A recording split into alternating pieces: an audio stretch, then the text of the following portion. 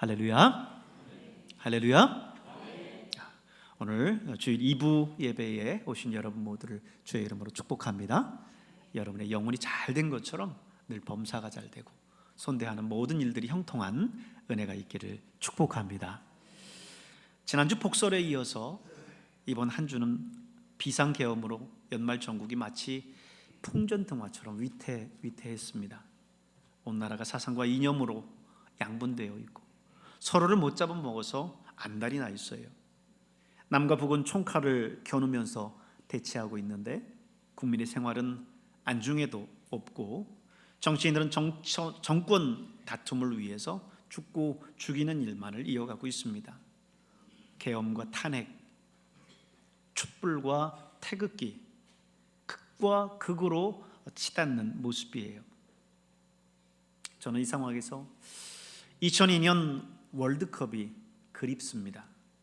온 국민이 온 나라를 붉게 물들였었던 그날이 그리워요. 여러분 기억하시죠? 대한민국, 이렇게 자동으로 나와야 돼요. 대한민국. 예, 맞아요. 그날 정말 어마어마했죠. 저 붉게 물들인 광장을 보십시오. 광화문 광장뿐만 아니라 대형 광장이나 거리 모든 곳은 대형 스크린을 놓고 야외 응원이 한창이었습니다. 이때는요, 심지어 여의도 순복음교회를 비롯해서 여러 교회에서도요, 교회 본당에서 교회 스크린을 놓고 응원하면서 경기를 관람을 했습니다. 제가 사역했었던 그 당시 사역했었던 군산에서는 마침 지방 청년 연합 집회가 한창이었는데 그때가 한국 터키가 맞붙는 월드컵 준결승전이 있는 때였습니다. 다른 나라에서 사실 월드컵을 했다고 한다면 안 그랬을 텐데 우리나라가 월드컵 주최국이다 보니까 온 나라가 떠들썩했죠. 남녀노소를 불문하고 다들 얼싸안고 난리가 났었습니다. 어찌 보면 이런 면에서 나라를 하나로 이끌어주는 좋은 역할을 스포츠가 담당하는 것 같아요. 그때 지도력을 발휘했었던 한국팀을 4강 신화로 이끌었었던 사람 누구죠? 거스 히딩크입니다. 월드컵 이후에 국민적 영웅이 됐죠. 그는 팀을 이끌면서 어떤 것보다도 팀워크를 중요시했습니다. 팀이 하나 될 때 팀의 능력을 최대치로 끌어올릴 수 있다는 거예요. 팀의 능력을 그렇게 하기 위해서 우선 축구협회의 간섭을 최대한 줄였습니다. 우리나라는 늘 여러분 매스컴을 통해서 보시지만 축구협회의 간섭이 보통이 아니에요. 그래서 그 당시 축구협회의 간섭을 최대한 줄이고 권한을 다 위임을 받았어요. 최근 여러분 그 다른 스포츠 협회들도 보면 그 협회의 비리가 보통 선수들과 경기에 미치는 영향이 매우 크다라고 하는 것을 여러분이 알 수 있을 겁니다. 히딩크는 선수들 간의 소통을 위해서 경기장 안에서 형이라고 하는 호칭을 부르지 못하게 했습니다. 무조건 몇 년 차이가 나든 다 이름을 부르도록 했어요. 그래서 막내가 제일 큰 형, 맏형을 부를 때에도 이름을 부르면서 그 경기장 안에서 경기를 했던 거예요. 그도 그럴 것이 여러분 우리나라 알잖아요. 목사님들 다 모여있는데 목사님 그러면 10명이 쳐다봐요. 경기장 안에서도 마찬가지입니다. 형 그러면 5, 6명이 다 쳐다보고 있는 거죠. 그렇기 때문에 철저하게 이름을 부르도록 했고요. 상대 선수가 공격해 오면 반드시 2명이 협력해서 마크를 하도록 했습니다. 근데 여러분 이렇게 하려면요 거의 모든 선수가 하나같이 2배 이상을 뛰어야 돼요. 그죠? 한 사람만 맡으면 되는데 이건 2사람이 한 사람 맡아야 되는 거니까 2배 이상을 뛰어야 되는 거예요. 하지만 이런 헌신적 경기가 있었기 때문에 당시 2002년에 4강 신화, 월드컵 4강 신화를 이룰 수 있었던 겁니다. 이렇게 하나됨은 스포츠에서 중요한데요, 한 국가가 발전하는 데 있어서도 이 하나됨은 너무나 중요합니다. 우리나라는 여러 가지 어려움 속에서 국난을 극복했었던 저력 있는 나라입니다. 전 세계가 한국을 우러르고 인정하는 것이 무엇 때문이죠? 불과 얼마 전 1950년 이 땅에는 전쟁이 있었고요, 완전히 전후 폐허가 됐습니다.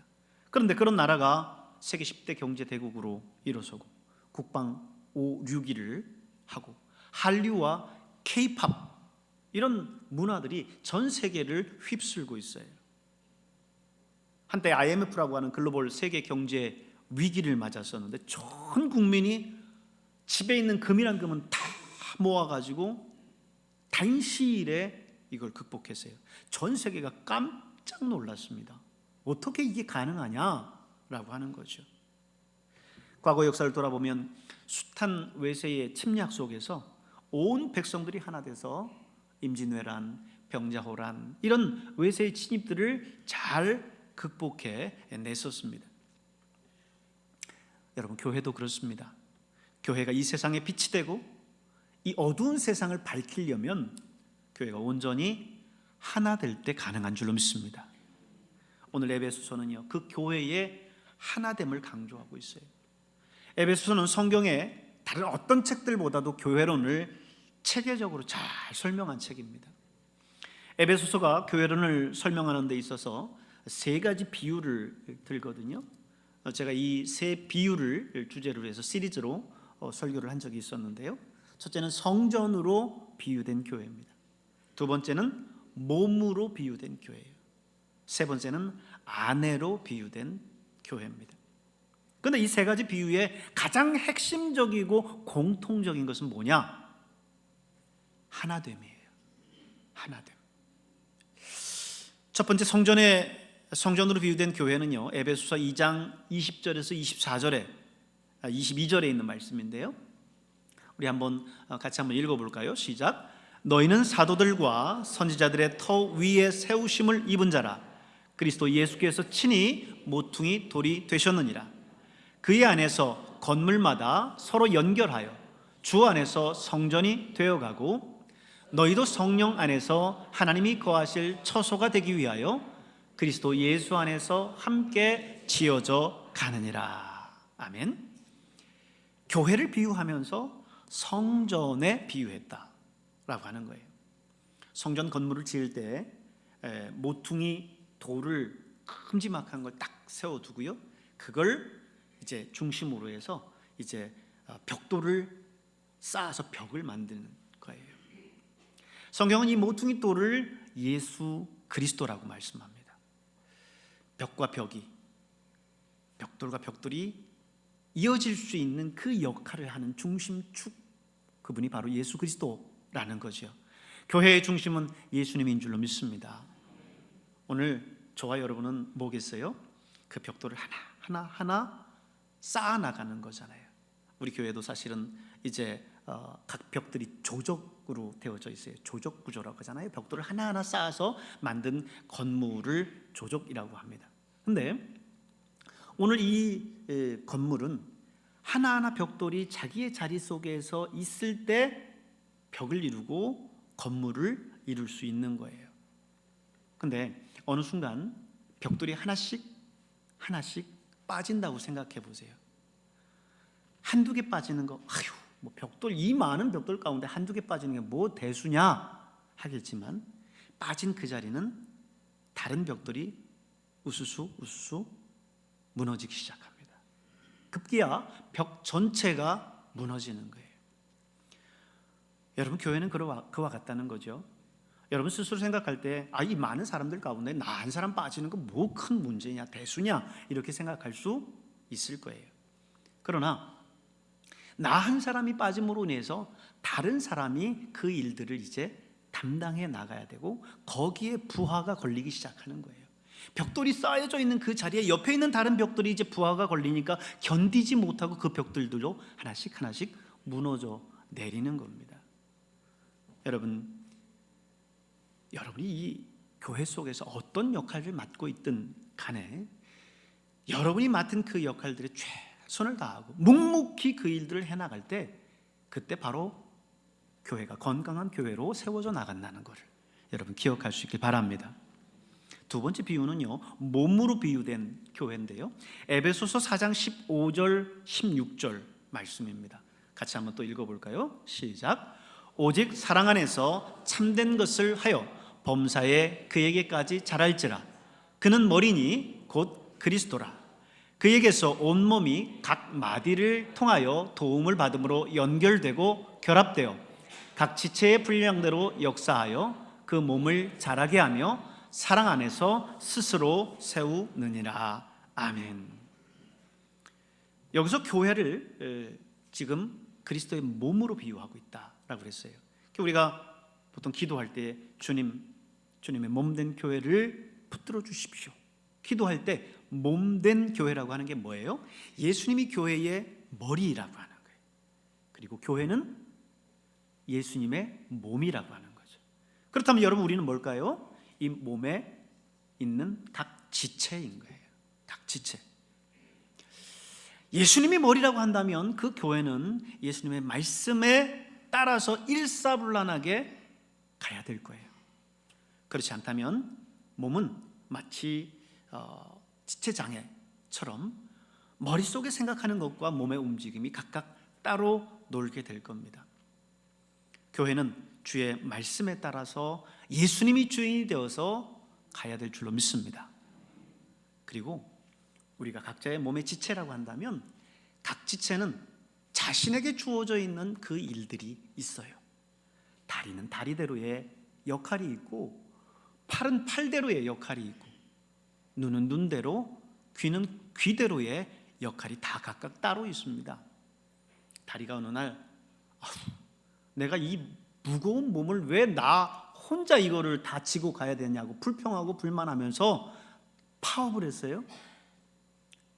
어느 날 팔이 내가 하지 하고 팔이 그 역할을 했어요. 팔이 그 역할을 하려면 어떻게 해야 되는 거예요? 물구나무 서서 다녀야 되겠죠. 여러분, 그게 가당키나 하겠습니까?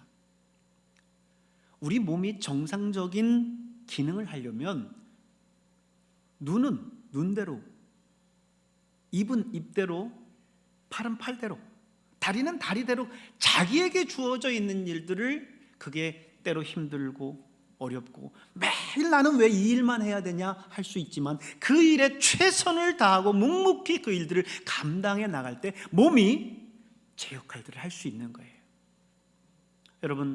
여러분에게 주어져 있는 역할들이 무엇입니까? 그 일들에 최선을 다할 수 있길 바랍니다. 팔이, 눈이 내가 하는 역할 안 한다고 해서 내가 거기에 대해서 원망하고 불평할 일 없어요. 주님이 내게 주신 일이라고 하면 그 일에 최선을 다하면 돼요. 나의 일에 최선을 다하면 되는 것입니다. 여러분 주시는 그 일들 하나하나 하나님 앞에 감사하시고 그 역할들 잘 감당해 나아갈 수 있길 바랍니다. 오늘 내가 하는 일들이 곧 교회를 세워 나가는 일들이에요. 세 번째 비유는요, 아내로 비유된 교회입니다. 에베소 5장 22절에서 23절에 있는 말씀인데요, 또 같이 읽어보겠습니다. 아내들이여 자기 남편에게 복종하기를 주께 하듯 하라. 이는 남편이 아내의 머리됨이 그리스도께서 교회의 머리됨과 같음이니 그가 바로 몸의 구주시니라. 25절도 볼까요? 남편들아 아내 사랑하기를 그리스도께서 교회를 사랑하시고 그 교회를 위하여 자신을 주심같이 하라. 아멘. 이 비유는요, 교회를 아내에 비유하고 있고요, 또 예수 그리스도를 남편에 비유를 하고 있어요. 교회가 예수 그리스도께 순종하듯이 아내도 남편에게 순종해야 된다는 거예요. 남편의 권위를 인정하고 존중하며 순종해야 된다는 거죠. 또한 그리스도께서 자신의 목숨을 위해 목숨을 다해서 교회를 사랑하셨듯이 남편도 아내 사랑하기를 그렇게 해야 된다는 거예요. 아내와 남편의 관계, 그리고 교회와 그리스도와의, 성도와 그리스도와의 이 관계를 너무나 잘 설명해 주고 있습니다. 여기서도 마찬가지겠죠. 아내가 그 마음이 나누이지 않고 한 마음으로 남편의 권위를 순종하고 남편을 존중하고 해야 되겠죠. 그게 아니라 다른 사람에게 마음을 두고 또 다른 남자에게 마음을 두고 있다라고 한다면 어떻게 그 부부로서의 관계가 성립될 수 있겠습니까? 한 마음과 한 뜻으로 아내는 남편을 존중하고 순종해야 되는 것이요. 오늘 여러분, 우리 온 마음을 다해서 저와 여러분 모두가 하나가 되어서 예수 그리스도를 섬길 수 있는 우리 배감교회가 될 수 있기를 바랍니다. 오늘 본문의 말씀을 보면 뭐라고 말씀합니까? 4장 1절에서 3절을 보니까요, 같이 읽겠습니다. 그러므로 주 안에서 갇힌 내가 너희를 권하노니 너희가 부르심을 받은 일에 합당하게 행하여 모든 겸손과 온유로 하고 오래 참음으로 사랑 가운데서 서로 용납하고 평안에 매는 줄로 성령이 하나 되게 하신 것을 힘써 지키라 그랬어요. 여러분, 성령이 하나 되게 하신 것을 어떻게 하라고요? 힘써 지키라 그랬어요. 힘써 지키라. 말씀을 한번 집중해 보십시오. 지금 하나 되게 하시는 것이 누구예요? 성령. 성령께서는 교회 공동체 안에 있는 우리 성도들 한 사람 한 사람을 하나 되게 하시는 영입니다. 그래야 교회가 교회 될 수 있기 때문이에요.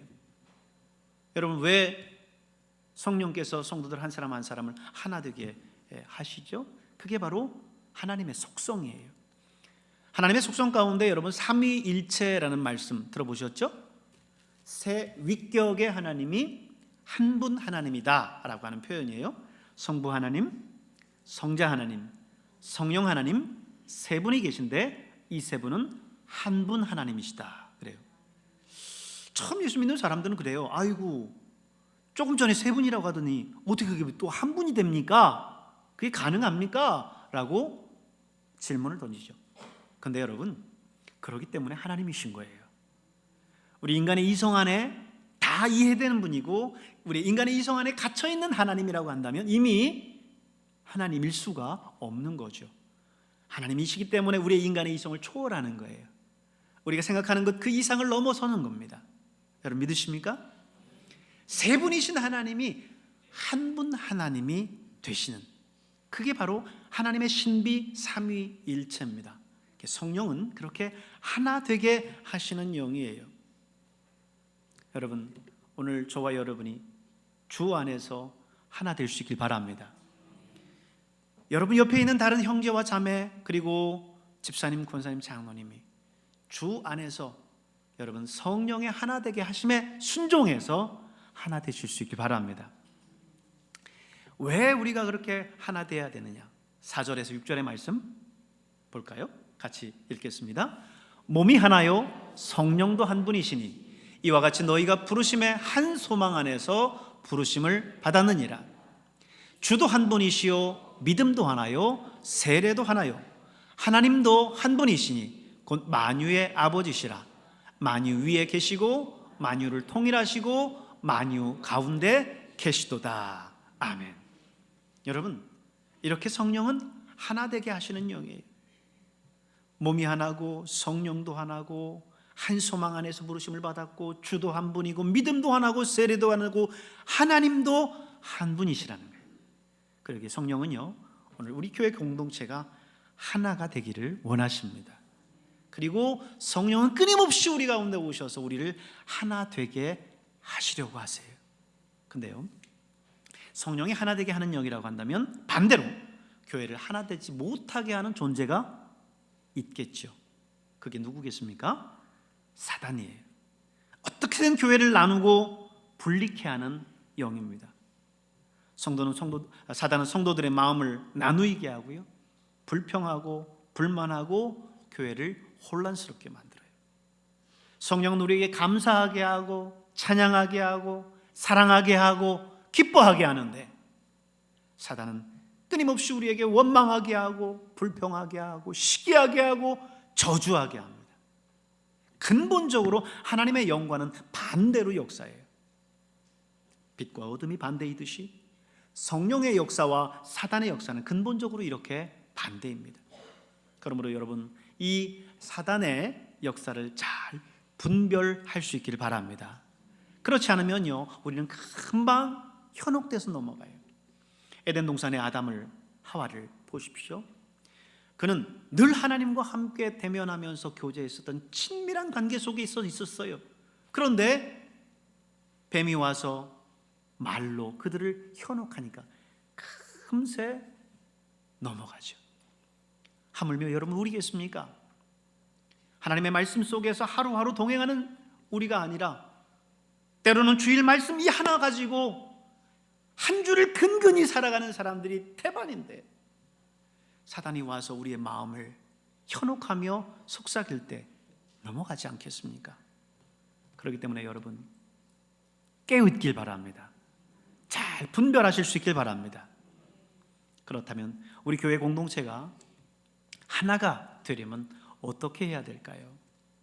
하나가 되려면 오늘 성경은 우리에게 그 답을 제시해 주고 있어요. 4장 2절에서 3절에 있는 말씀 다시 한번 읽어볼까요? 모든 겸손과 온유로 하고 오래 참음으로 사랑 가운데서 서로 용납하고 평안에 매는 줄로 성령이 하나 되게 하신 것을 힘써 지키라 그랬습니다. 첫째는요, 모든 겸손과 온유로 하라는 거예요. 모든 겸손과 온유로 하라는 거죠. 겸손하면 다른 사람을 보기 이전에 나의 모습을 봅니다. 다른 사람의 단점보다 나의 부족한 점을 찾습니다. 제가 일전에 서울에 있을 때 전철을 타고 차창밖을 무심히 바라보고 있었어요. 때는 시간이 점점 밤이 되어 가면서 창밖은 점점 어두워져 갔습니다. 그리고 전철 안에는 어느새 밝은 불이 켜지면서 환해졌어요. 그렇게 되자 놀랍게도 창문은 밖이 보이는 것이 아니라 나의 모습이 보이기 시작했어요. 그러면서 문득 깨달았습니다. 아, 그렇구나. 내가 세상이 어둡고 세상이 악하고 하다라고 불평할 것이 아니라 성령이 내 안에 오셔서 성령의 밝은 빛을 내게 비춰주면 다른 사람들의 원망, 시기, 질투, 악한 모습, 부족한 모습을 보기 이전에 나의 모습을 보게 되는구나 라고 하는 것을 깨달았어요. 여러분, 성령께서 여러분 안에 거하시기를 축복합니다. 성령께서 여러분 안에 내면을 밝히 비춰주실 때에 여러분의 내 내면의 실상을 볼 수 있길 바랍니다. 내 내면이 얼마나 악하고 얼마나 더럽고 얼마나 추한지를 성령의 그 빛 아래에서 보고 성령 안에서 애통해하며 통회할 수 있기를 바랍니다. 자신의 잘못을 돌아보고 겸손하고 온유하면 그 공동체는 하나 될 수밖에 없어요. 내가 먼저 겸손하고 내가 먼저 온유하고 내가 먼저 다른 사람을 섬기는데 거기에 어떻게 사단의 유혹이 있을 수 있겠습니까? 사단의 틈이 있겠습니까? 두 번째는요, 오래 참음으로 사랑 가운데 서로 용납하라 그랬어요. 오래 참음으로 사랑 가운데 서로 용납하라. 형제의 잘못에 대해서 사랑으로 용납하되 어떻게 하라고요? 오래 참으라는 거예요. 오래 참으라는 거예요. 베드로가 예수님한테 묻습니다. 예수님, 형제의 잘못을 몇 번이나 용서해야 되죠? 7번 하면 되겠습니까? 물었어요. 유대인들하고 우리하고 비슷한 게 참 많아요. 유대인들도요 3-4번이 있어요. 3번까지는 참는데 4번째까지는 못 참는다 이거죠. 베드로가 오늘 이 질문을 했을 때 뭘 염두에 둔 거겠어요? 예수님 보통 3-4번인데 제가 한 7번까지는 참을 수 있습니다. 이 정도 하면 되겠죠? 라고 묻는 거예요. 그래서 예수님께 그래 베드로야 역시 내 수제자다 이렇게 말씀해 주기를 바랬어요. 근데 예수님께서 뭐라고 말씀하십니까? 7번뿐만 아니라 7번을 70번씩이라도 그리하라 그랬어요. 7번을 70번씩. 그럼 몇 번이에요? 7, 7에 49, 490번 490번이라도 그리하라라고 하는 그 말씀은 490번이 아니라 700번, 800번, 1000번이라도 어떻게 하라고요? 용서하라 라는 거예요. 용서하라. 왜요? 왜 그랬을까요? 예수님이, 하나님이 이미 그렇게 용서해 주셨다는 거죠. 누구를? 베드로를, 나를 그렇게 용서해 주셨다는 거예요. 하나님이요, 딱 3-4번 여러분을 용서해 줬다고 생각해 보세요. 4번째 심판받는다고 생각해 보세요. 여기 살아계실 분 있을까요? 베드로가 말한 것처럼 7번 용서하고 8번째 잘못하면 하나님 가만 안 둬. 여기 살아계실 분이 있을까요? 아니, 490번, 그리고 491번째 또 잘못하면 그냥 박살을 내버리는 심판을 하셔. 그러면 여기 살아계실 분이 있을까요? 내 평생 지금까지 하나님 앞에 잘못했고 죄 지었었던 것들을 헤아려 보십시오. 70번씩 7번 뿐이겠습니까? 1000번, 10,000번 헤아릴 수 없을 거예요. 그래서 예수님께서 그렇게 말씀하신 거예요. 베드로와 이 대화를 나누는 중에 예수님께서 베드로에게 이런 이야기를 해주십니다. 베드로야, 어떤 사람이 있었는데 이 사람이 주인에게 1만 달란트를 빚졌어. 근데 이 종은 도저히 그 1만 달란트를 갚을 길이 없어서 그 주인 앞에 무릎을 꿇고 사정을 했어. 그랬더니 그 주인이, 야, 그 1만 달란트를 탕감해 주겠다는 거야. 대단하지 않니? 그래서 이 종이 너무너무 기분이 좋아서 돌아오는 길에 자기한테 100데나리온 빚진 사람을 만났어. 근데 그 종이 자기에게 100데나리온 갚지 않았다라고 해서 그를 멱살을 잡고 끌어다가 옥에 가뒀어. 예수님께서 그 이야기를 해주시면서 얘기합니다. 그런데 그 이야기를 주인이 들었어. 1만 달란트를 탕감해준 그 주인이 들었어. 주인이 너무 화가 나서, 내가 1만 달란트를 너한테 탕감해줬는데 고작 100데나리온 빚진 친구를 옥에 가뒀다고? 이런 배은망덕한 놈 같으니라고. 이놈을 다시 옥에 가둬라. 1만 달란트를 한 푼도 빠지지 않고 다 갚도록 해라. 이 이야기를 베드로에게 들려줍니다. 예수님께서 이 이야기를 들려주시고는 마지막에 이런 말씀을 하세요. 마태복음 18장 35절입니다. 같이 읽습니다. 너희가 각각 마음으로부터 형제를 용서하지 아니하면 나의 하늘 아버지께서도 너희에게 이와 같이 하시리라. 예수님의 이 말씀이 여러분 얼마나 두려운 말씀입니까? 너희가 각각 마음으로부터 형제를 용서하지 않으면 하나님도 너희를 그렇게 용서하지 않을 거야. 말씀하시는 거예요. 두려운 말씀이에요. 근데 이 두려운 말씀을 우리는 매일처럼 하나님 앞에 고백합니다. 주기도문을 하면서 우리가 우리의 죄를 우리에게 죄 지은 자를 사하여 준 것처럼 우리의 죄를 사하여 주옵시고. 언제 여러분에게 죄 지은 사람을 용서했습니까? 하나님 앞에 그 이야기를 할 때 하나님께서 뭐라고 말씀하시겠어요?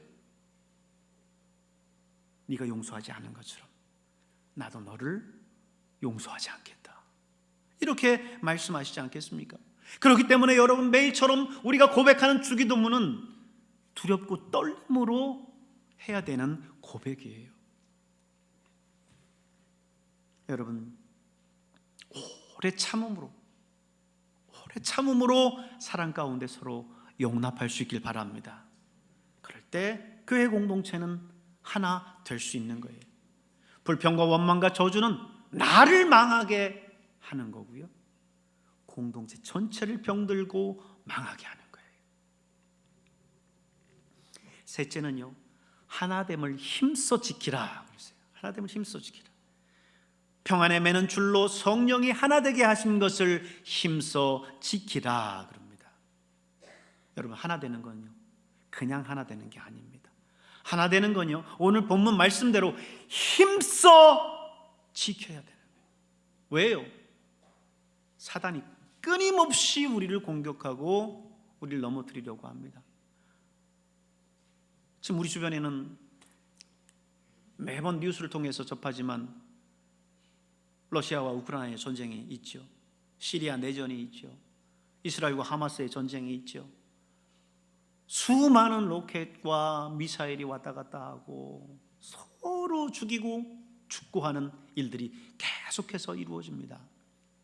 그러나 사실 그보다 더 치열한 영적 전쟁이 바로 여러분 주변 속에, 여러분 옆에서 이루어지고 있다라고 하는 것을 여러분 보실 수 있길 바랍니다. 에베소 6장 12절에 보면요, 이런 말씀을 했어요. 우리의 씨름은 혈과 육을 상대하는 것이 아니요, 통치자들과 권세자들과 이 어둠의 세상 주관자들과 하늘에 있는 악의 영들을 상대함이라 그랬습니다. 우리의 전쟁은요, 육적인 전쟁이 아니에요. 영적인 전쟁이에요. 사람을 상대하는 것이 아니라 이 세상을 통치하는 악한 영들과 어둠의 주관자들, 하늘에 있는 그 악한 권세들과 대적하는 겁니다. 우린 자칫 사람을 우리의 싸움의 대상으로 착각하기 쉽습니다.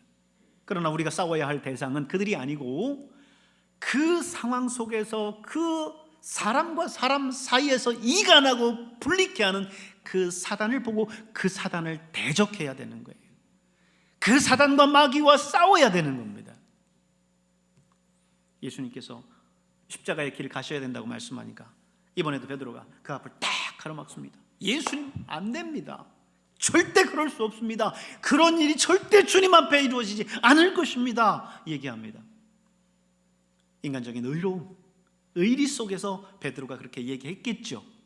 그런데 예수님께서 베드로를 향하여서 무섭게 책망합니다. 사탄아, 내 뒤로 물러서라. 너는 나를 넘어지게 하는 자로다 하면서 무섭게 책망해요. 근데 그때 예수님께서 베드로를 향해서 책망한 게 아니고요, 사단을 향해서 책망하고 있다는 사실을 우리는 기억해야 돼요. 베드로를 예수님께서 내 길을 막는다, 너는 나에게 대적이다 라고 이야기하는 게 아니라 베드로의 그 생각 속에서 그것이 의로움인 줄 알고 그것을 막아서게 하는 그 영적 존재 사단이 그 곁에 있다는 것을 예수님은 보신 거예요. 그리고 그 사단을 향해서 명령하는 거죠. 여러분, 사단의 그 영적인 활동들을 여러분 잘 보시고 사단을 대적할 수 있는 여러분 될 수 있기를 바랍니다. 작은 일 하나에도 지금 분리되고 나누기 쉬운 이 시대를 살고 있습니다.